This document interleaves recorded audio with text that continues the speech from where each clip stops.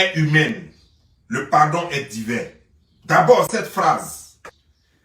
José, je sais que tu m'écoutes. Je ne sais pas ce qu'on vous dit dans la Bible. Et je ne sais pas ce que tu as lu dans le dictionnaire. Mais quand on dit l'erreur, quand on dit une erreur, elle se commet une seule fois. Et on la corrige. Et une fois elle est corrigée, on ne refait plus la même. Quand on la refait, ce n'est plus une erreur. L'être humain n'est pas infaillible. On peut tomber. Que c'est une erreur. Tu avais commis une erreur lorsque tu avais eu le premier enfant. Ça, c'était une erreur. Le deuxième enfant n'est pas une erreur. José, ce que tu as fait n'est plus une erreur. Les gens t'avaient déjà pardonné à partir du premier enfant. Ils ont parlé et ils t'ont pardonné. Ce n'est plus une erreur, José. C'est de la provocation. C'est une insulte à Dieu. Tu fais une erreur dans tel domaine, Dieu te pardonne. Tu fais une autre erreur un autre jour, ou bien une autre fois, dans un autre domaine. Dieu va te pardonner. Jusqu'à même 700 fois. Mais si tu as fait une erreur dans tel domaine, et que Dieu te pardonne, et tu viens faire la même erreur, Dieu ne peut pas te pardonner. Après le crime de sang, c'est l'adultère qui vient. Quand tu arraches le mari de quelqu'un, Dieu te maudit. Et tu as dit aussi que le pardon est divin. Oui, le pardon est divin. Mais si les gens vous font croire que Dieu pardonne tout et n'importe comment, je vais te dire aussi que c'est faux. Si Dieu pardonnait tout et n'importe comment, Dieu a ses limites. Si Dieu pardonnait tout et n'importe comment, il n'allait pas frapper Sodome et Gomorrhe. Il n'allait pas envoyer le déluge au temps de Noé. Ces deux exemples peuvent t'amener à comprendre que Dieu ne pardonne pas tout et n'importe comment. Si Dieu pardonnait tout et n'importe comment, Dieu n'allait pas maudire Adam et Ève. Lorsque Ève a trahi et qu'elle est revenue à Adam et il a accepté le péché, les deux ont été maudits. Le crime d'inceste, Dieu ne pardonne pas ça. Et le crime de sang, voilà les deux plus grands péchés que Dieu ne pardonne pas. La vérité est que j'ai suivi mon cœur. Je ne suis qu'un être humain. Pour que les gens te comprennent, on a l'habitude de dire un péché reconnu est d'avance pardonné, n'est-ce pas? C'est pas ce qu'on dit. Mais c'est-à-dire que tu ne peux pas aller voler les biens de quelqu'un, les moutons de quelqu'un. Tu ne peux pas aller voler le bétail de quelqu'un.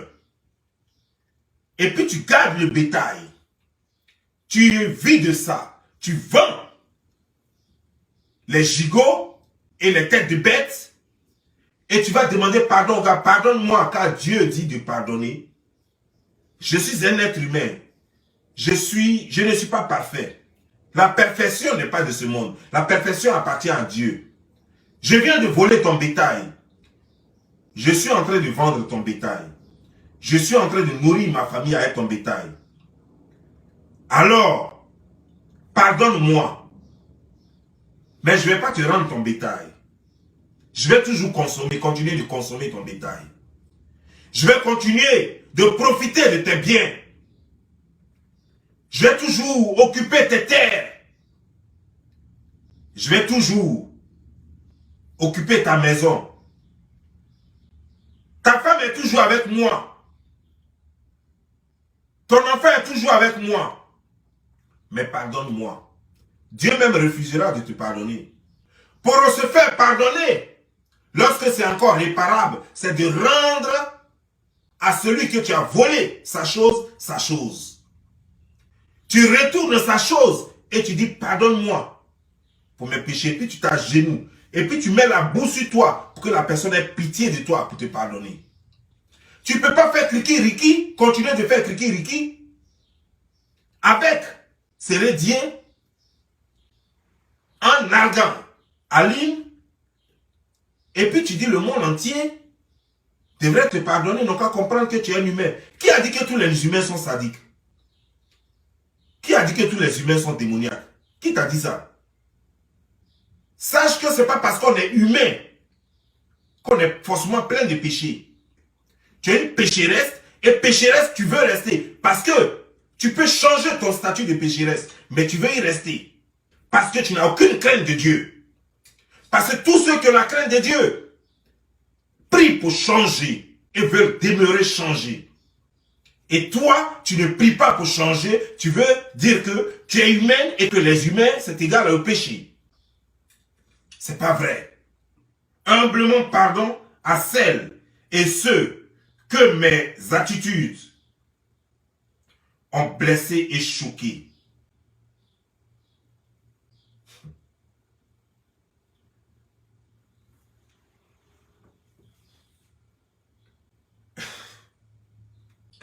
Personne n'est choqué.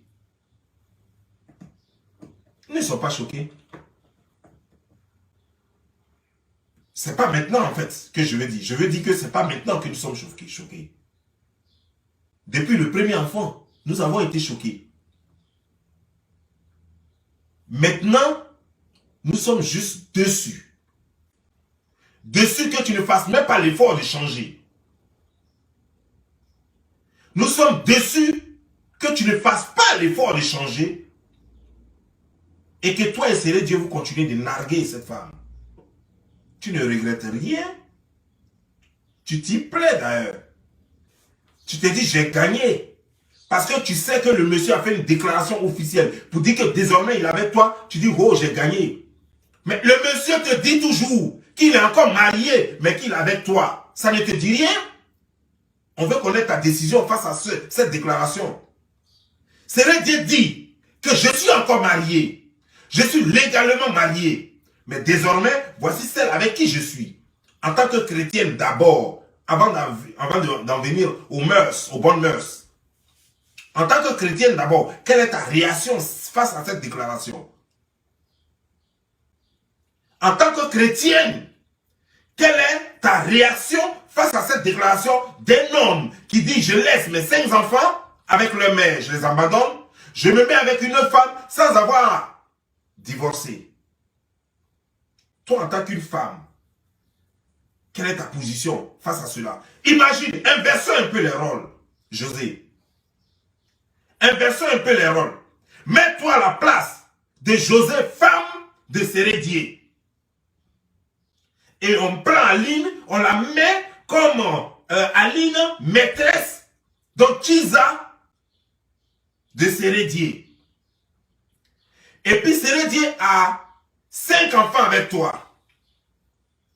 Et il dit qu'il est toujours marié avec toi, mais désormais il vit avec Aline. Qu'est-ce qui va t'animer à l'instant T? Toi tu es Dida, donc je te connais. Sérédier allait apprécier, parce que de la façon, il est de l'ouest là. C'est comme ça que tu es de l'ouest. Sans chaud, vous deux, vous avez ça. Sérédier a sans chaud, tu as sans chaud. Les chaussures, les assiettes, tout y allait passer. Même télévision, même ça allait rentrer dans le visage de quelqu'un. Poubelle, assiette, même microwave, tout ça allait rentrer dans le visage de quelqu'un, bien sûr, tête de quelqu'un.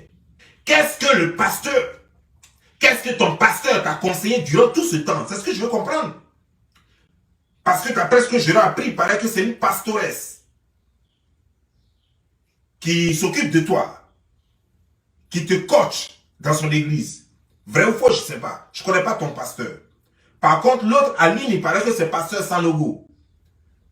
Mais ton pasteur, c'est le plus médiocre des pasteurs dans le monde, José. Le plus démoniaque des pasteurs dans le monde. Si c'est une femme ou bien un homme, je ne sais pas.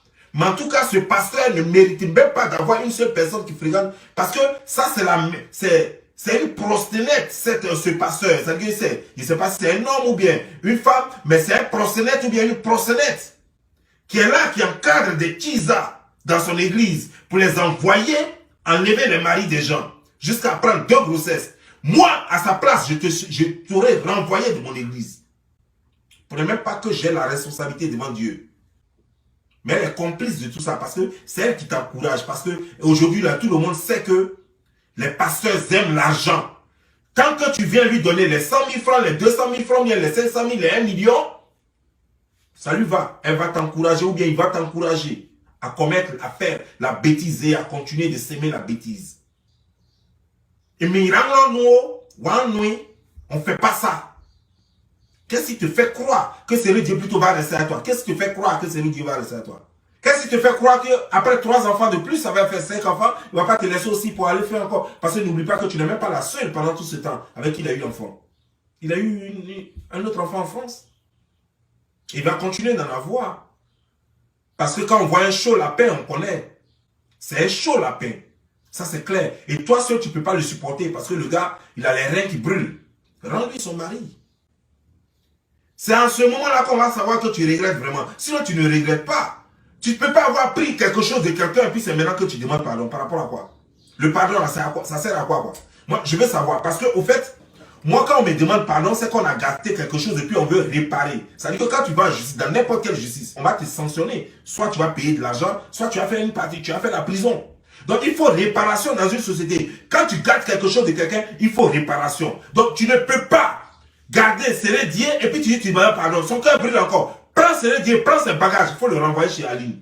La femme, elle est encore vivante. Elle est là. Et toi et son mari, tu couches avec son mari, tu fais des enfants avec son mari. Et toi et lui, vous êtes dans une organisation. Pendant que elles-mêmes, les deux mêmes n'ont même pas une petite boutique ensemble.